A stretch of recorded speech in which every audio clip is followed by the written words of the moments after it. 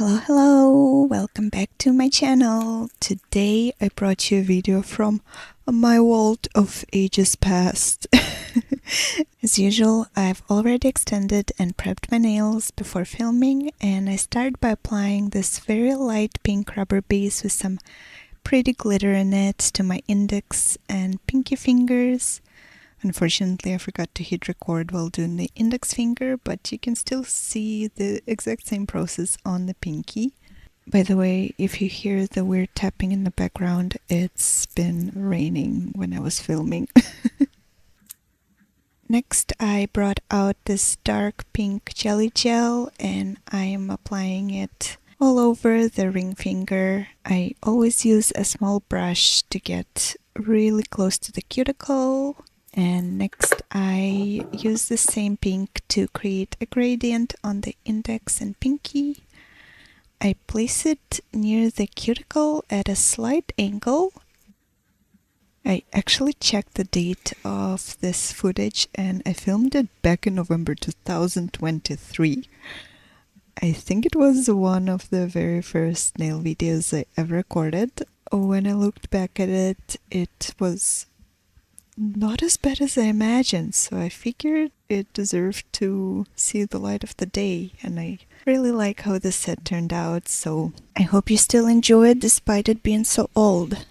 And then I blend it out with a gradient brush, just going tap tap tap tap tap. It jelly gels blend so nicely, so this part is super easy. And then I grab this mint color jelly gel and apply a full coat to the middle finger and the thumb. I am kind of amazed how well I'm staying in the frame in this video, considering it's something I struggle with to this day. I'm very impressed with myself.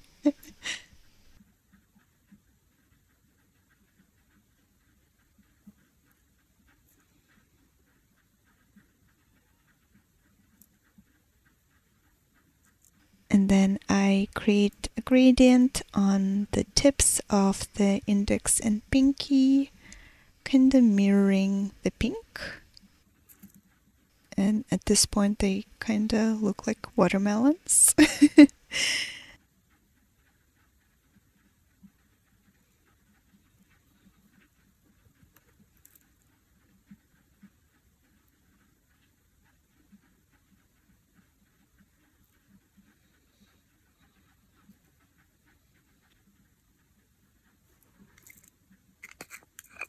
Now here's where past me made some very questionable decisions. For some reason I'm doing an overlay after applying the color on the thumb and middle finger. I genuinely have no idea why I did this in this order. My best guess is that I usually keep overlays really thin because I apply a lot of charms on top, but kind of forgot that the thumb and middle finger weren't getting any charms, so they needed a proper overlay instead. And by then I already applied the color. But yeah, it was 3 years ago. No idea what I was actually thinking.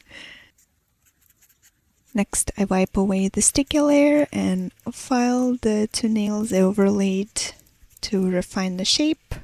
At the time, I really struggled to get the perfect overlays, so the filing was a must.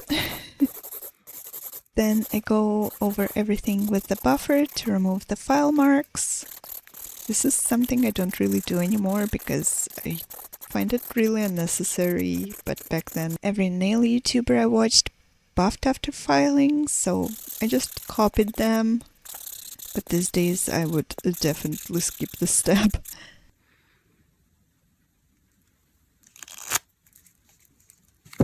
Next I'm taking out some stamping gel, which ironically isn't good for stamping at all, so I mostly use it as a drawing gel instead. And I also bring out two pink gels to draw cherry blossoms with. Back then, I absolutely could not draw flowers, so I came up with this little cheat. I have this tiny flat cherry blossom charm I feel like it's probably a bead or something. And it is exactly the size I want my cherry blossoms to be. So I just used it as a stencil. I put it on a nail tip stand, and of course I immediately accidentally stick my finger in the gel. But we don't waste product around here, so onto the flower it goes. Basically, I'm coating the little flower in gel, picking it up with a stamper and transferring the shape onto the nail. It doesn't have to be perfect because I'm going to paint over it anyway. It's really just a guide for the petals should be going.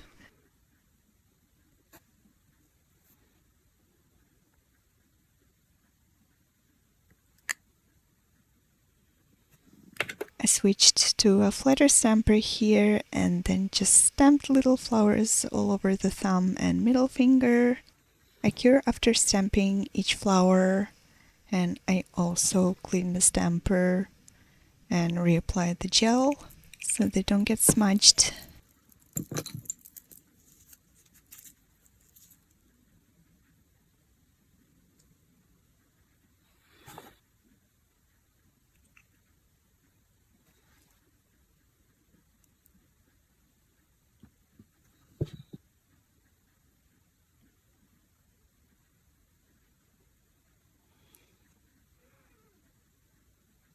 And once all of the flowers were mapped out, I painted over them with a white gel.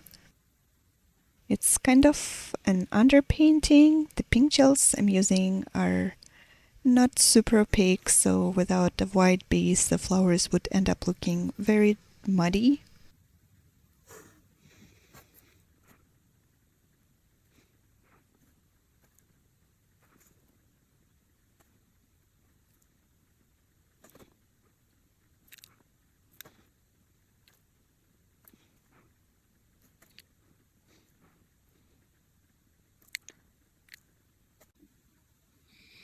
Then I added a second coat of white only to the flowers I wanted to keep white.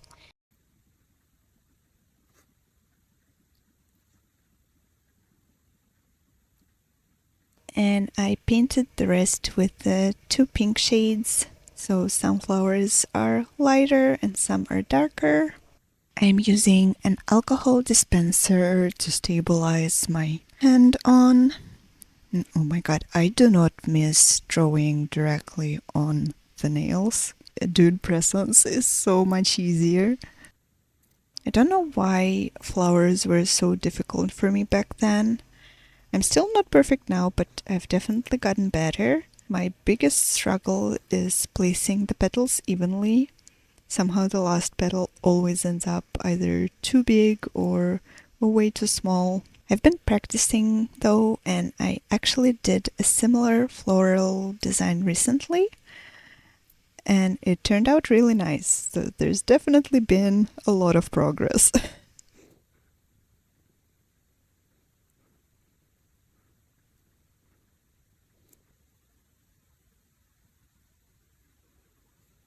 Next, I'm getting ready to add chrome outlines, so apply a matte top coat over both nails and wipe them down with alcohol to make sure there's no residue for the chrome powder to stick to.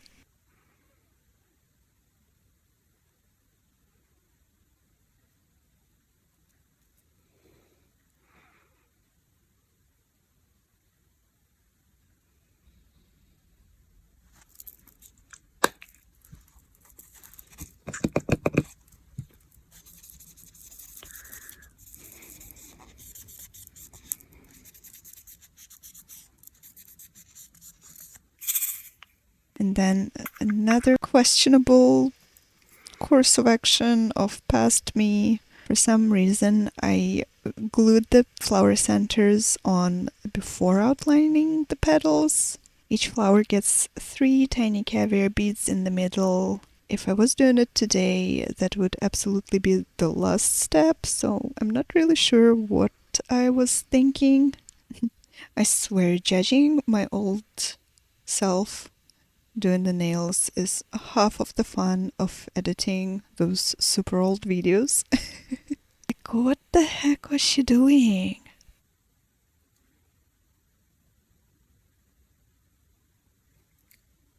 Then I grab a thick no wipe gel that holds its shape really well, and I carefully and painstakingly outline every single petal.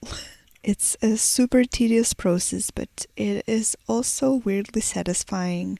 And my favorite part is when the chrome goes on. 1 second it looks like clear and nothing, and the next it turns into this beautiful gold outline.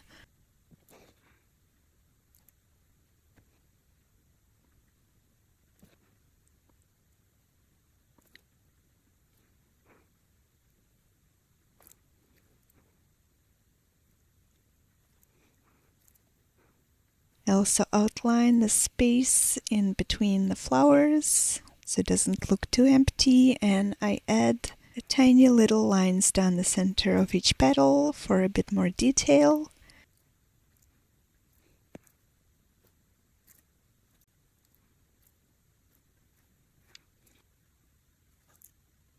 And here I did the middle finger off camera. Next I grab my favorite gold chrome powder and I just rub it in with my finger.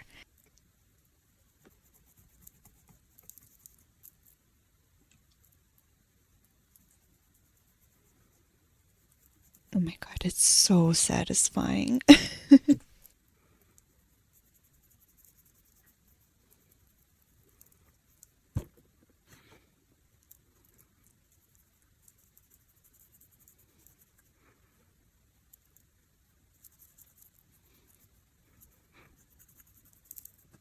Then I dust away all the excess pigment with the brush.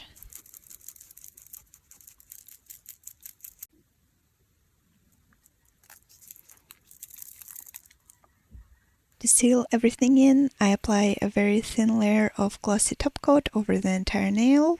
I really wanted to keep the raised texture of the gold outlines.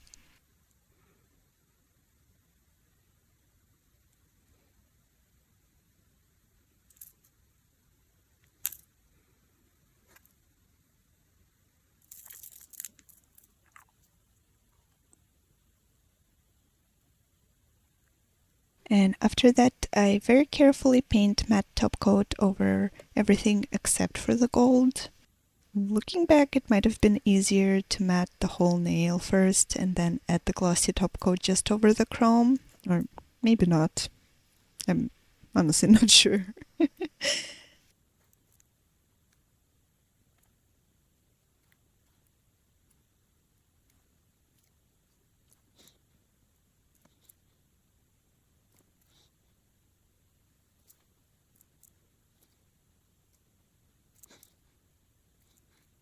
I finished the middle finger off camera, and oh wow, the matte background with the shiny gold looks so pretty.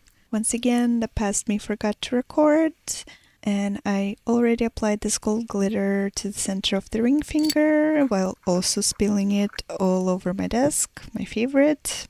And now it's time for the decorations. I start with this adorable cherry blossom flower. I add a little of the same mint gel to the center to give it more dimension. And then, of course, place some tiny caviar beads in the center.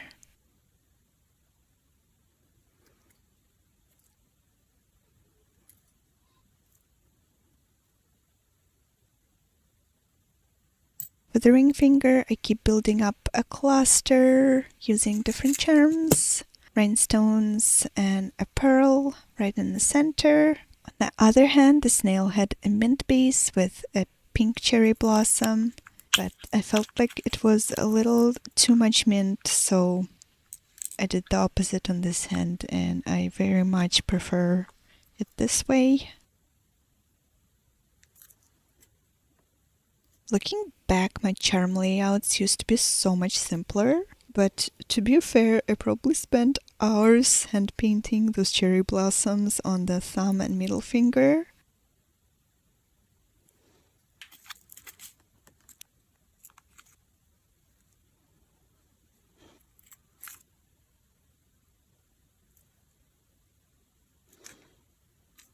Once everything is in place, encapsulate the decorations with a medium viscosity top gel, of course avoiding all the rhinestones.